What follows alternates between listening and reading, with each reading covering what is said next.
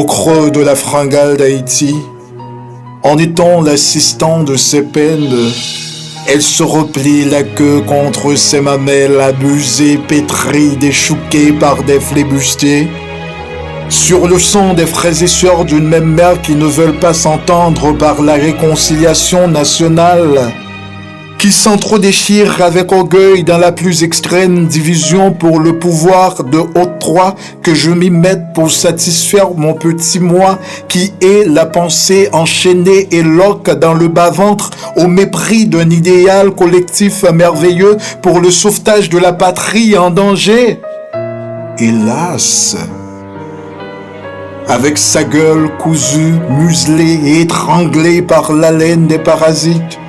et le coronavirus à visage humain qui écrase les mesures barrières des citoyens par la terreur de l'insécurité dans les gaz lacrymogènes à ciel ouvert sur les cris d'adieu des pèlerins dans une île endeuillée, fragile aux catastrophes où les événements avalent les événements. À chaque tic-tac d'horloge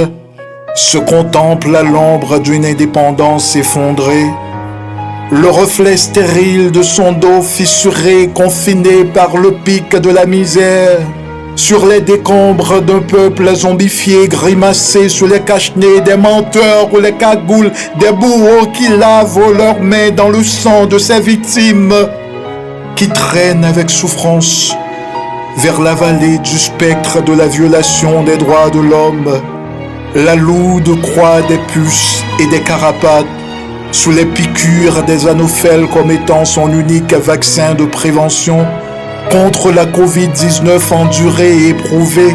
à cause de sa position précaire dans la distanciation sociale des classes, organisée par le leadership égocentrique du système TIC, qui symbolise le plus grand mal de la première république nègre du monde. À travers le miroir de ses yeux dolents,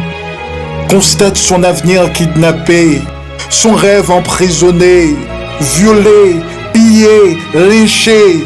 et brûlé sous les coups de feu d'une jeunesse opprimée, exploitée, torturée, mal orientée dans les ghettos, transformée comme des prostituées ou des gangs sauvages à sa patte par les grands maîtres apatrides du statu quo, des bandits à cravate qui ironisent avec leur bouche pendue et fendue jusqu'aux oreilles. Depuis après la mort de l'empereur Jean-Jacques Dessalines, l'État et la justice du terroir qui sont condamnés au gibet des immoraux, qui se font passer en public dans les réseaux sociaux et les médias comme étant les plus beaux moralistes d'un pays morcelé et barricadé par l'hypocrisie. Et dans le cœur meurtri d'amertume et de tristesse, ainsi regarde-t-il, avec les prunelles mouillées de larmes,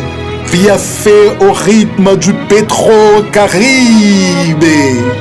Les dinosaures, les rapaces cap-glottes vendent des bons d'arrêt et les carenclous sur les cadavres détripés d'une génération dévorée avec voracité par les cochons ramodes au bouquet chien, dans la plus profonde senteur pestilentielle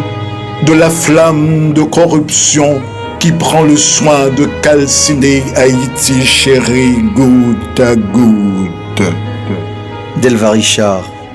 poète de la génération consciente.